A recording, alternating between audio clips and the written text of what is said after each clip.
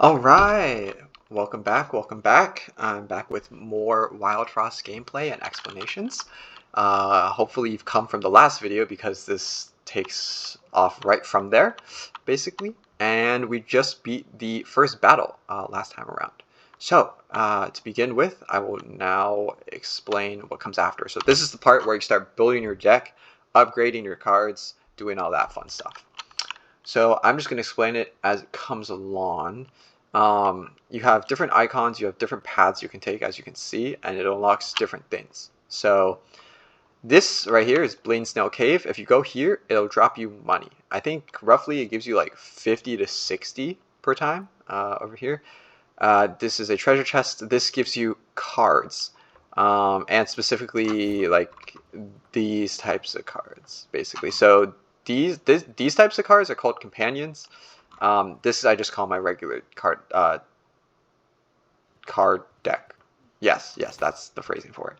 Yeah, anyways. So I would get 2 cards down here. If I went here, I would get money and a companion. And there's a companion at the end no matter what. So, what do I want to do?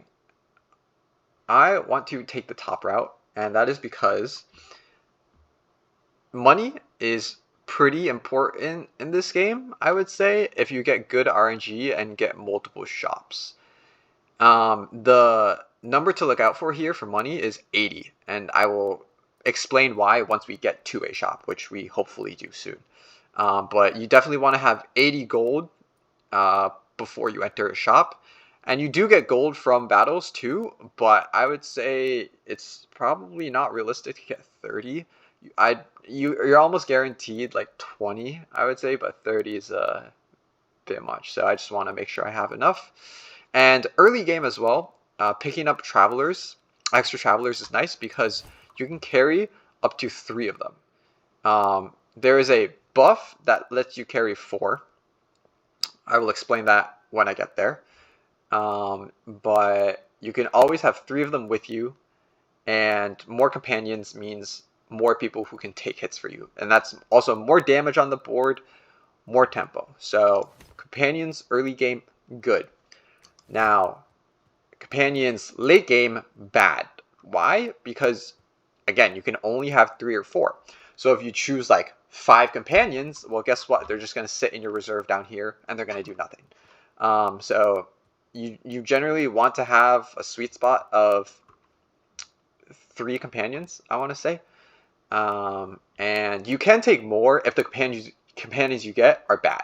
That's the only time I would suggest getting more than 3 companions. If you want to build a different combo or your combo isn't correct, that's when you take them. So here we go. Blaine Snail Cave, give me some of that. Frozen Travelers, let's beep boop bop. Open these, and here we go. Alright, so we got Big Barry, Tinkerson Jr., and Mini Mika. What do we like here? This guy has really strong base stats, 10 health and 5 damage, obviously, and on kill restores 2 health to himself and all allies. He also has a turn timer of 4, which is not bad. I would say 4 is average, generally speaking. 3 is short, and 5 or more is long. This guy is a little bit weaker, a little bit less tanky, but he hits more frequently, and his passive, when he's on the board, he adds his attack to the junk in your hand. Now, if you remember, you can see in the picture, but junk has 0 attack, so in the beginning, this guy will add 2 attack and make junk worth 2 attack. And this guy is, when you hit him with junk, you can also hit your own allies. That's also pretty important. He gains frenzy, so he'll gain another attack basically, and he also triggers in 3 turns, which is shorter than normal. So if you hit him with junk, he'll go down. He'll do 4 damage instead of 2. If you hit him with 2 junk, he'll do 6 damage instead of 2, so on and so forth. Now, who am I going to choose? I'm going to choose Big Barry. Why? Because Big Barry is OP. He is an OP motherfucker. He's an OP mofo. Like, literally, he's super OP. Super high base stats. Turn timer is 4, which ain't bad. And his passive's really good for tanking in general and healing. more explanations to why I think these guys are not as good. So this guy adds attack to your junk, but let's be real. Like, if you look at the cards here, these cards already have 2 attack, and when you play them, they gain another attack. So like, if you're gonna attack somebody with junk that has 2 damage, just attack using one of these, right? So yeah, and in general, I would say that adding 2 attack to junk is like, it's like nothing. So unless you can make this guy have like, I would say at least 4 attack, probably more like 5 or 6 attack, makes getting him more worth it. So if you have a way to buff attack, he can be worth it. This guy, when you hit him with junk, he gains frenzy. Now, it actually sounds really good. He also has a shorter turn timer than Barry, which can sound really enticing. But why is this bad? You have to hit him with junk, which takes up a turn. So if you think about it, this is a loss on tempo. And remember I said last episode, or last video, whatever, tempo is one of the most important things in this game. When you spend a turn hitting him with junk, that's another turn you can spend, like, I don't know, like, hitting an enemy for 2 damage, which is literally what he does. Like, when you hit him with junk, he gains 2 damage, basically. So you could literally spend the same turn hitting an enemy for 2 attack and also making this card stronger. You can also like play this card in 1 turn. You know, you can like literally play anything else that maintains tempo and does something better. So for those reasons, I'm taking Big Boy Barry over here.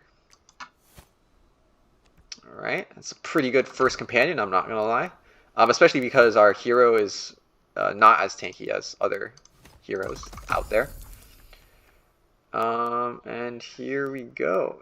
This is interesting. We got Snoffle, Snobble, and Hazeblazer. Hazeblazer, he's a 4 HP, no attack dude. He has this icon, Cloud icon, which is Haze. And when attacking, hit a random ally. He applies this to the enemy, which means that the enemy hits their own enemy. Okay, so it's not actually hitting your team. Otherwise, that'd be stupid and pointless. But key thing is, when he attacks, he takes 2 HP from all allies. And like, technically, he gains this HP. So he gains it himself, which is good. But taking 2 HP from all allies means that he's taking 2 HP from your hero, which I haven't tested, but sounds really stupid. Like, unless I can buff my hero to like infinite health, that sounds really stupid because you're just going to kill your own hero. And and the game ends if and only if your hero dies. Like, you can literally kill off everything else, and if your hero lives, you're fine. That being said, you probably want to try to keep other people alive too, but that's beside the point. Snobble is a 2 attack, 3 health. Really, these guys are all really squishy. They don't have that much health, but he applies snow equal to damage dealt. This guy has no attack, so he doesn't actually attack at all. But he applies 1 snow to all enemies. I would say these guys are all pretty... Oh my god, I didn't realize. This guy has a turn counter of 6, dude. Like, this guy is actually trash. My god. This is what I meant by some of these cards are just bad. They're unbalanced, right? So this is literally, like, I don't know when you would ever take this. I'm going to choose Snobble here just because I think the attack and the snow is nice. So, yeah. And none of those 3 options were that great, but not much you can do. So into the battle we go. All right. So play this guy again. Doesn't matter. The starting road does not matter at all. First things first. Me see ally. Me play ally, because tempo. Reduce your turn timer as much as possible. All right. So let's. I mean, you can just read these guys' abilities. Who is more problematic here? The guy who's going to attack first. It's more problematic. He also is going to deal 6 damage because of his passive. So definitely want to reduce that first. I'm going to switch my order around here. Make sure the ally attacks. Now, technically they would attack in the same turn, but that's why I'm going to use Sunbox and make sure that he attacks first. And again, I got lucky because I have junk here, so big pog. Boom. Easy clap. And using my second turn, I just hit him. And now he's dead. Wow, amazing. Now this guy will hit for 2, and he's going to restore 2 health. Good thing is that he attacks first, so I hit him after. So these cards are actually useless because if I hit him, he's just going to restore the health, which means that I'm actually going to redraw. This is one of those times where you can redraw, lose tempo, but it's okay because these cards are literally useless. Redraw, boom, hit, hit, cool. And again, me see ally, me play ally. I'm gonna play Snoof first, I think. And then, so, again, he's in the top row, but, oh, I actually didn't explain this in the last video. You only hit enemies in your row unless there's no enemies, which in which case you hit the other row, basically. So even though he's in the top row, because there's nobody here, he's going to hit this guy. And vice versa. Like, if you had these two guys up here, you can't dodge his attack, because that would be really stupid. But yeah, I guess, like, to show that, I'll just do this. I'm going to summon Snoof, doesn't matter where. Boom, they come out. So again, we got Goblin here. Here we got another keyword, launch shot. Instead of hitting the closest target, it's going to hit the furthest target. So if I stagger my guys like this, it'll hit Snoof right now. Okay, so let's see. This is kind of problematic, I'm not going to lie. So this guy's going to attack in 4 turns. I know I said when me see ally, me play ally, but the tempo is just not fast enough here that it makes sense, because he's not going to be able to attack and snow anybody before they attack. So in this case, I'm actually going to ink one of them, because the ink lasts for 4 turns. This card is actually kind of insane, and it silences him. So literally silencing him means that he doesn't do damage. So that's pretty good. And then I'm going to freeze this guy. That's going to freeze really good as well. And using this turn again, this guy's really annoying actually. 4 snow is really strong, really strong. So I'm actually going to, I'm going to freeze him, I think.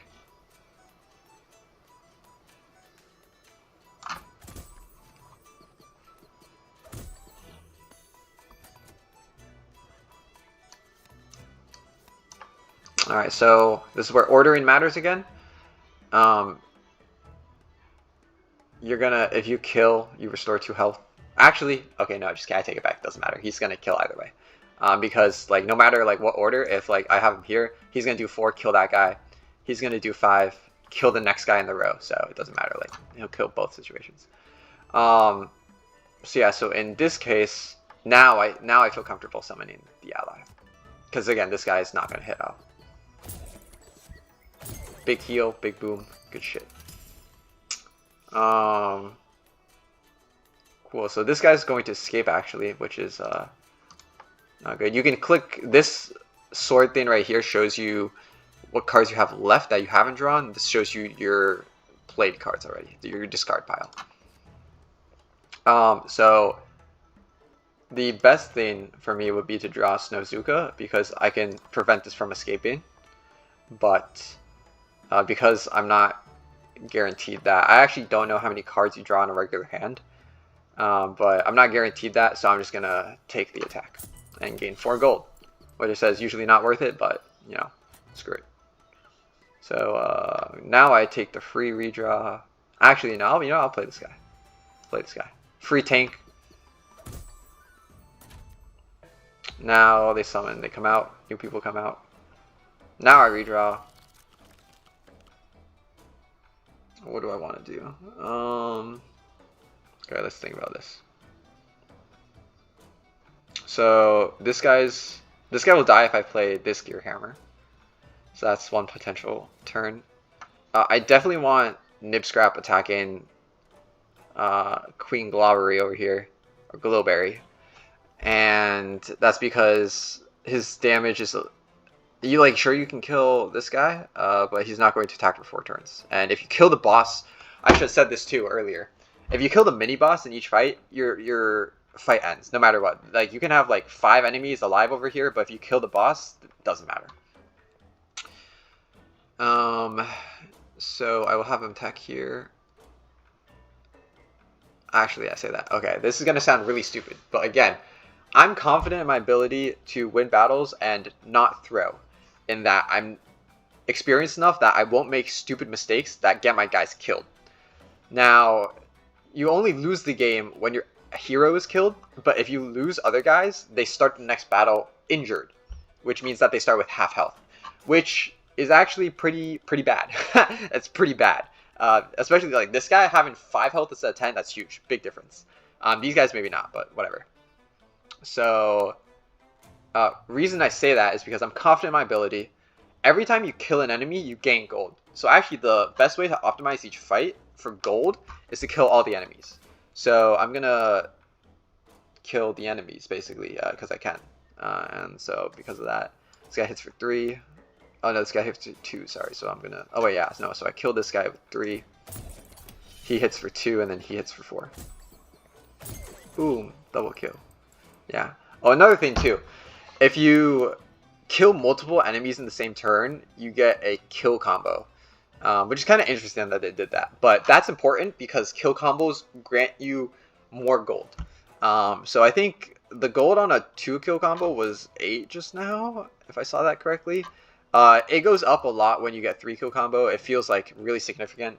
And I think I've only gotten a 4 combo like once, so it's pretty hard to get that happening. This guy doesn't attack for 4 turns. I'm going to play this in order to be able to play Snowzuka. Now, important thing here to note is this guy has like a snow shield with an ice ball. That means it resists, and it can only have 1 ice ball applied, 1 turn's worth of ice ball applied to it at any given time.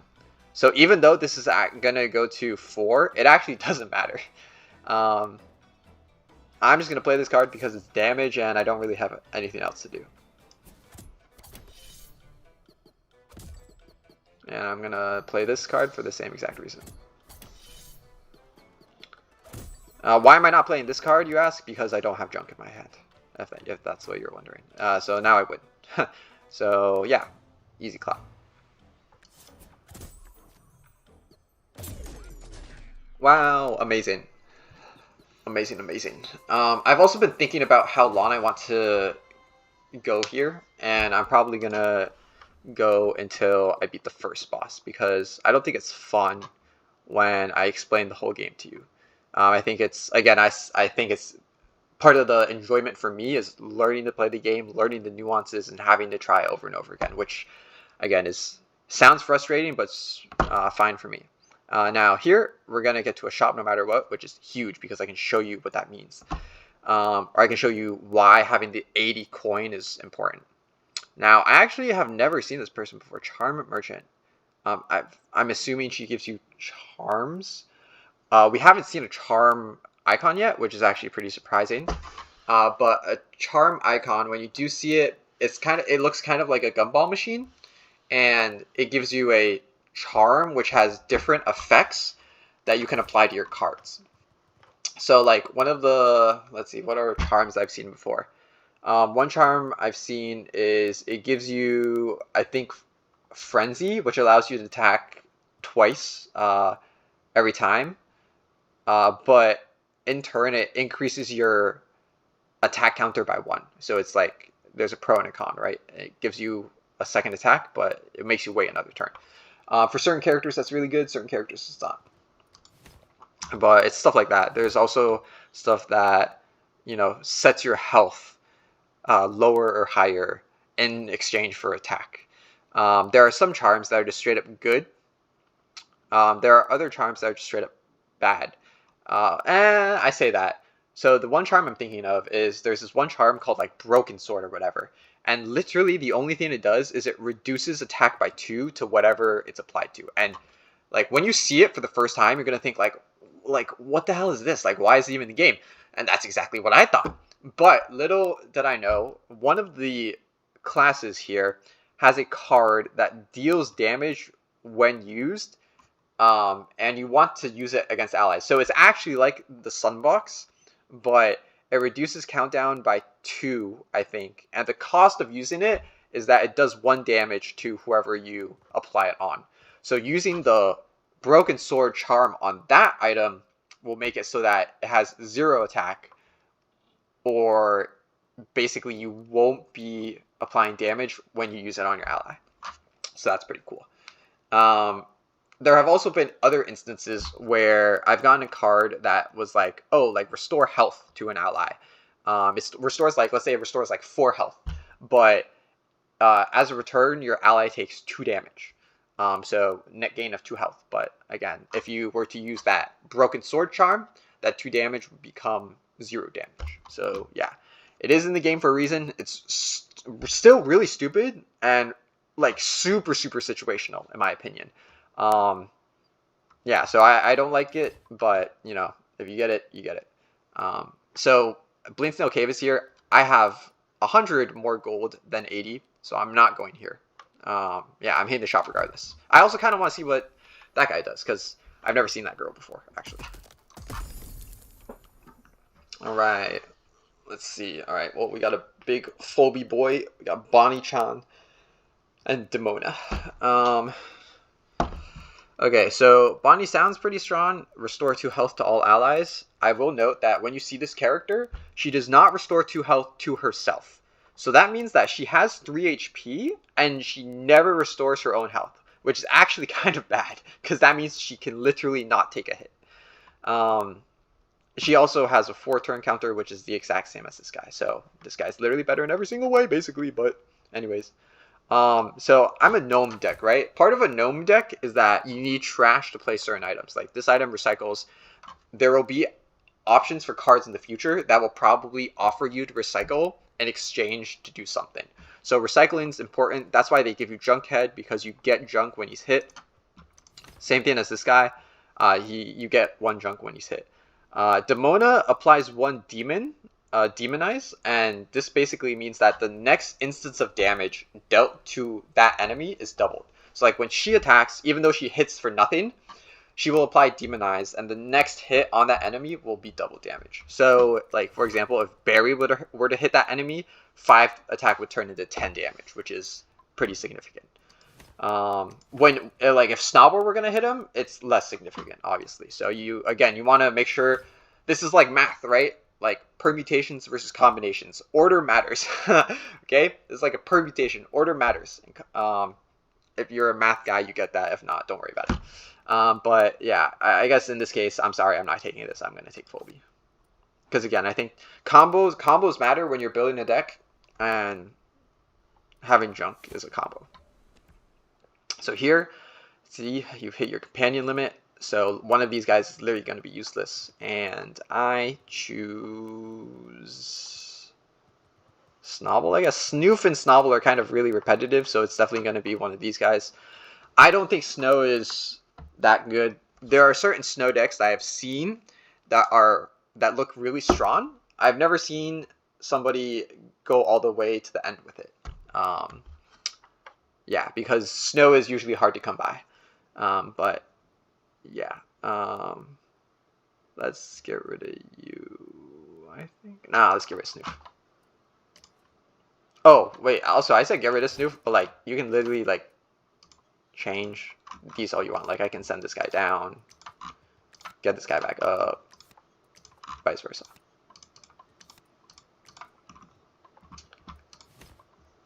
Alright, let's find out what the charm merchant does. Never seen this person before. Hello, pretty lady. Hello, adventurer. I have some rare charms for sale. Please take a look. Ooh, okay. Ooh, this is interesting because you get to choose charms. Now, you'll see this in the regular shop, but in the regular shop, you do not get to choose what charm you buy. You basically roll a gumball machine and you get a random charm. So, let's see. Gain recycle 1 plus 2 damage. Interesting. So that means you can't play it unless you have junk in your hand, but it gains 2 damage. So again, this is the reason why combos matter. Because we have this guy, we're going to get extra junk, and therefore this is actually a viable charm. That being said, I might not want to play it. I don't know. Money's important, right? I got to make sure I stay above 80. Again, I'll explain why.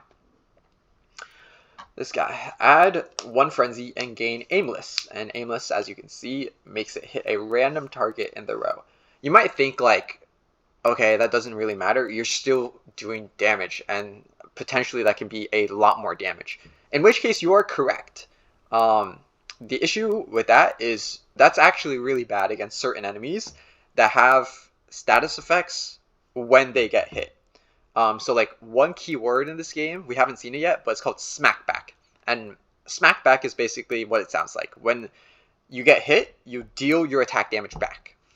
So gaining aimless and hitting a random target that has smackback would hurt. Okay, and this guy, Battle Charm. Ooh, Battle Charm, +2 attack straight up. Oh yeah, hell yeah, give me that shit. And then we got Clockwork Bomb over here. Apply 2 Bumblebee whatevers to attack and trash 1. So you need, oh, you add junk to your hand. Ooh, this is actually pretty good. So Bumblebees stack. I guess they're bombs. Bombs stack. One of the most important things too is that, as you can read, bombs do not count down, which means that it permanently stays on an enemy, which is actually super strong. Let me think of an example. So easy example is like poison in this game, right? Poison and Slay the Spire 2, really self-explanatory. You apply poison every turn, it deals damage and ticks down by 1. So if you apply 4 poison, it'll do 4 damage at the end of 1 turn, then it'll go to 3, and then 2, and then 1. So this card's actually really strong too. I really like this. It makes everybody take 2 additional. Sorry, it makes whoever gets hit by this take 2 additional damage. It has critical, which means that it can go up to 4 damage, and it deals 2 damage itself, which is actually really strong. Now the issue is this is also a really strong charm. You can apply charms to anything, by the way, basically. Like if you, like, I don't have a charm right now, but if you have a charm, you can basically apply it to any card. You'll see. Oh my god, so these cards are both really powerful. I can only buy 1 though, unfortunately, because I am going to stay above 80. Man, that's hard. And you might be thinking like, oh, you know, this has 2 attack and this gives you 2 attack, so you might as well take this one. But again, this is tempo. For this one, I guess for this one, I would just let you know, I would put it on one of these characters, right? I would put on a character card, not like on this thing. So when I put this on a character card, you gain tempo. You don't need to play a card in order to deal more damage. It's passive. It's innate. Man, but this card can be so good, especially if it's crit. And I get junk, and I get the combo more potentially. Wow. Wow, this is actually a really tough decision, guys. You can skip to the next part or whatever while I do this.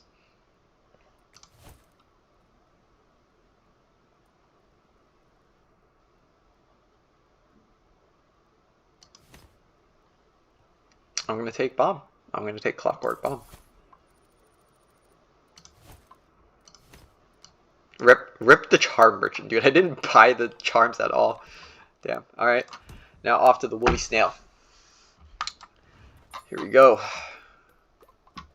Alright. Welcome. What can I get for you?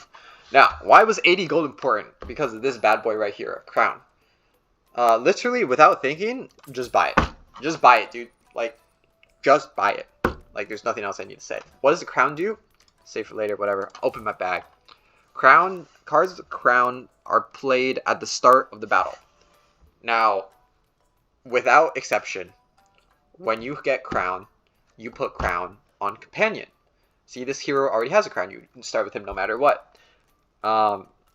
You literally just put on your companion because it's the best tempo at the beginning. Like, at the beginning of the battle, like, sure, you can hit somebody for 2 damage. That's not going to matter. Like, having their turn timers reduced is huge. Absolutely huge. So I'm going to apply this to Barry because I would say, generally speaking, just apply it to your strongest character first. And also another important thing too that I forgot to say, crowns are removable. So you can, if you realize that you need this guy more, you can switch the crown and put it on him instead. This is different than charms, which you can see here, because charms are permanent. When you apply a charm to a card, whether it be a person, a character card, or a regular card, that charm is permanent. It stays on there. You cannot remove it. And as you can see, I said that it looks like a gumball machine and it's random. Now I have 33 gold, so I can't buy anything. I can buy this, and I'm going to buy this. Why? Because you add 1 scrap health. At the same time, it requires 1 junk. So it gets rid of junk for me, and I'll have a lot of it, so that's good for me. And scrap, again, if you don't remember, scrap goes down when any damage is taken, but it blocks the entire instance of that damage. So it's really strong. Also, I will say that I realized you cannot add scrap health to a regular character. I guess it makes sense when you say it like that because it's scrap health, so you can only apply it to like scrap machines.